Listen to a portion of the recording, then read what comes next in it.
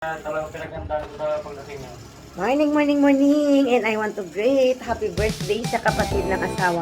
Masipag! And wish for you is good health and stay forever na sa imong asawa ngayon. Ayan. So, ito yung handa niya, oh. Ay, wow! Maraming chicken. 10 at alam nyo. Ginano niya ito, ang pagtawag dito? Gin-adapt? Yeah, di ba 45 days ito? So, gin-adapt niya para pagdating ng birthday niya, meron siyang ihanda. Yan, oh. So, budget sa mga viewers dyan na sa birthday nila.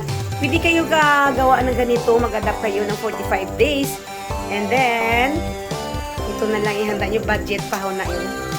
Yan. So, ano gagawin mo nito?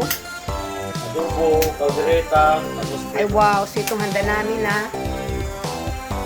So, more birthdays to come. La la la. Thank you, Gid, sa pag-accommodate dito sa amin. Dito kami nag-stay, ha. Angeles, Pampanga yan. So, bless po. Thank you.